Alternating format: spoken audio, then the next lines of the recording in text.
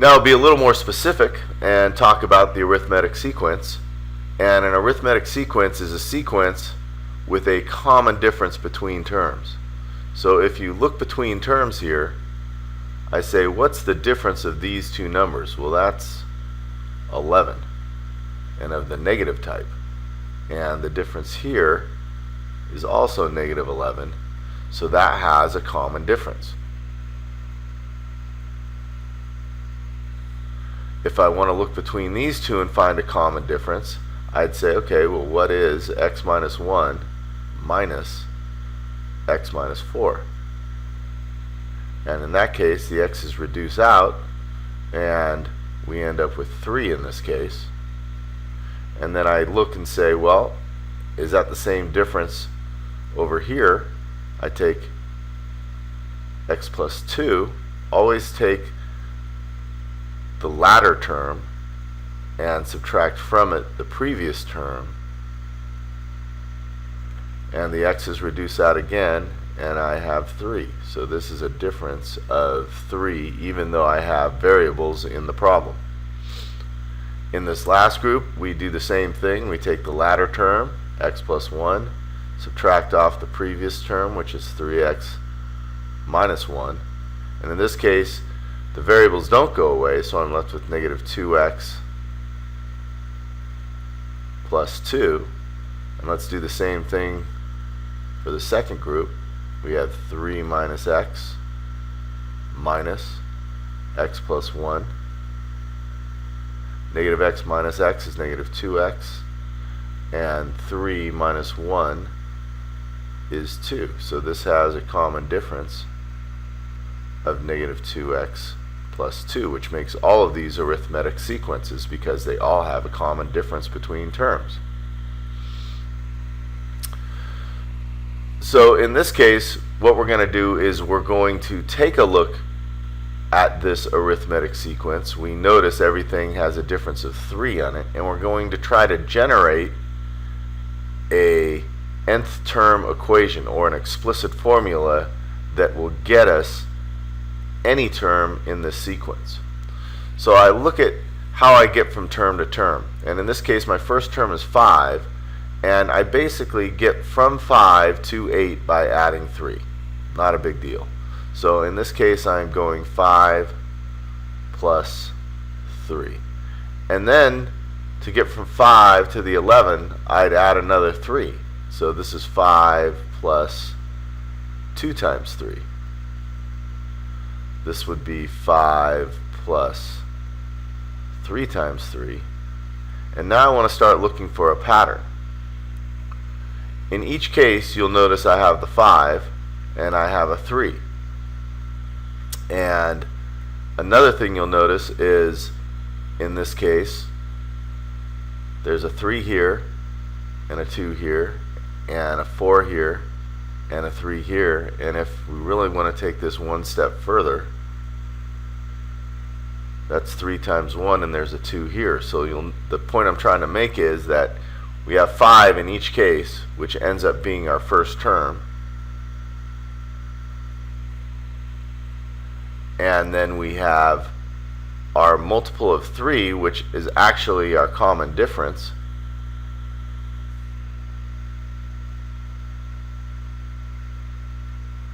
And then we have, in this case,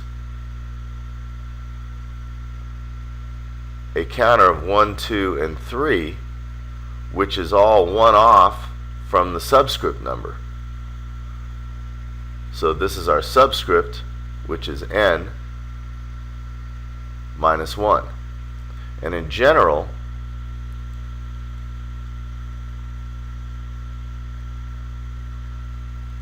our explicit formula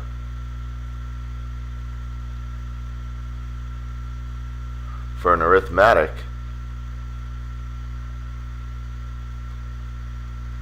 is, if I want any term, I take the first term,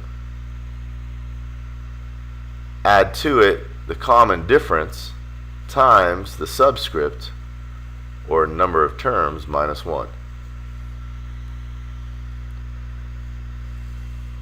that's going to be something you need to know pretty well.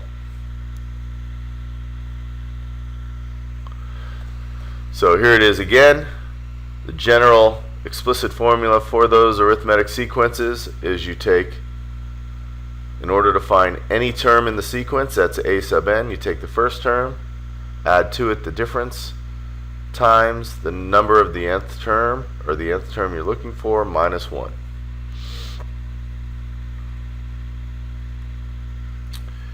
What we want to do is we want to write an explicit formula, or the formula for the nth term, for the following sequence. Well, in order to do that, we're going to need our common difference, and we can see in this case that this is increasing by 4 every time, so our difference is equal to 4. And if I want an explicit formula, that's the nth term is equal to the first term plus d times n minus 1. And in this case, we don't know the nth term. We know the first term, it's negative 13. We just calculated our difference of 4. And this n minus 1 is always going to be the unknown, because we want to be able to plug a value for n in and get the actual term out. So this will do it. Now, I'll let you leave it like this. You can simplify if you'd like to 13 plus 4n minus 4, and it may actually help to do this every once in a while. Negative 17 plus 4n. That's also an equation for the nth term.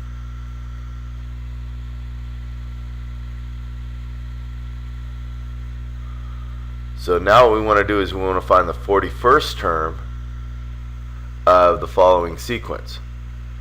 Well, is it arithmetic? We have to know that first of all, because not all sequences will be arithmetic. So I notice this is decreasing, and from 11 to 4 is negative 7, and from 4 to negative 3 is negative 7. So it looks like the difference is negative 7. We're looking for the 41st term. I know the 41st term is equal to the first term, which is 11, plus the difference, which is negative 7, times n minus 1. And once again, I'm looking for the 41st term, so my subscript tells us my n value. So this is just 11 plus negative 7 times 41 minus 1, or 11 plus negative 7 times 40.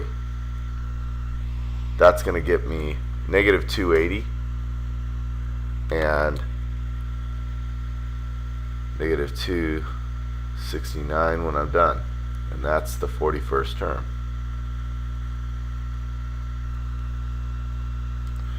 Alright, let's go to the next one. I'm going to find the first term given a common difference of 8 and the 47th term.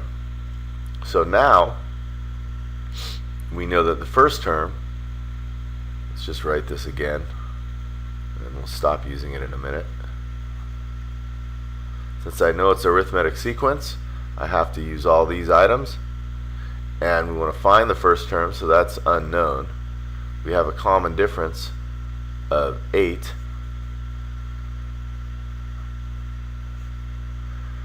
We have 47 terms, so that's my n value. And we have that 47th term of 229. So now we've got everything but one variable. Go ahead and solve that. That's 229. It's equal to the first term plus 8 times 46. 8 times 46 is just, what is 8 times 46? 8 times 46 is 368.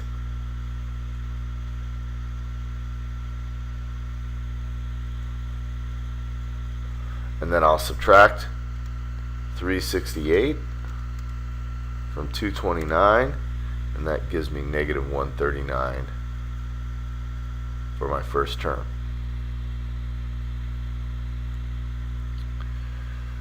So now a little definition. The terms between any two non-consecutive terms are called the means. So given this arithmetic sequence that starts with negative 17, ends with 199, and has 1, 2, 3, 4, 5, 6 terms in between those two, we say we have 6 means between these two terms. Now if I want to find those two terms, and I know this is arithmetic, I know this is A1, or A sub 1, and then A2, A3, A4, A5, A6, A7, and A8. I know I have 8 terms in my sequence. So I should be able to find that difference given that I know my 8th term and my first term, because I have the nth term is equal to the first term plus the difference times the number of terms minus 1. So in this case, my 8th term is 199. My first term is negative 17. I don't know that difference. And then I have 8 total terms minus 1. So in this case, I have 199 equals negative 17 plus 7d. Take 199 and add 17 to it. That's 216 is equal to 7d. So I take and divide 216 by 7. And I don't end up with something pretty.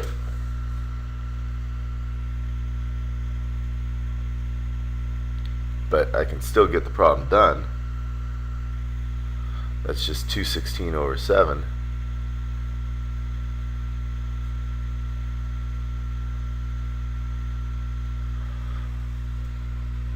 So then I just add 216 over 7 to each one of these. So I take 117, and to get my next number, I add 216 over 7 to that. So negative 17 plus 216 divided by 7 gives me 97 over 7.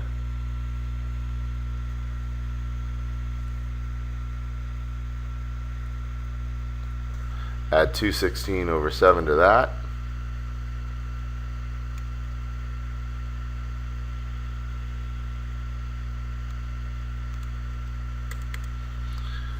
And I get 313.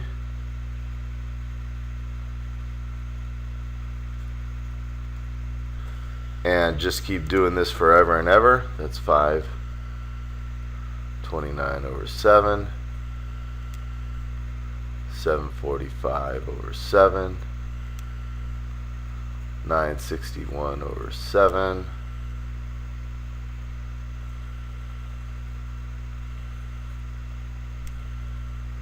And finally 199. Not pretty, but totally doable.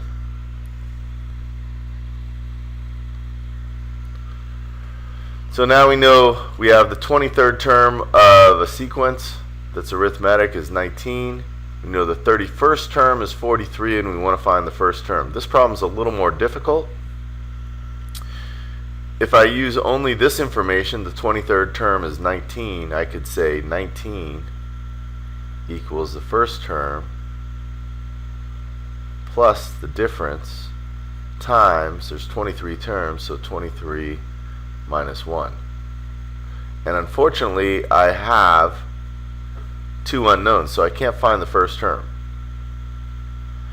And then I know that the 31st term is equal to 43. So I know that 43 is equal to the first term plus the difference times 31 minus 1. And again, I have 2 unknowns. But if I have 2 equations, 2 unknowns, I should be able to write a system and solve. So this is 43 equals the first term plus 30d. This is 19 equals the first term plus 22d. This is as easy as it gets as far as just taking, and we could do a substitution. It's probably the easiest thing to do. So I know the first term is equal to 43 minus 30d. It's a fine way to do the problem.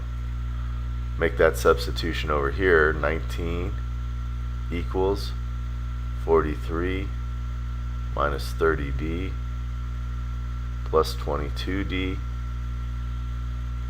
I end up in this case with 1943 minus 8d. Take that 19, subtract 43. I get negative 24 is equal to negative 8d. So d in this case is equal to 3. And if I want to find out now what a1 is, I take this guy, go back up and say 43 minus 30 times 3 is equal to my first term. So it's 43 minus 90. And that's going to get me a total of negative 47.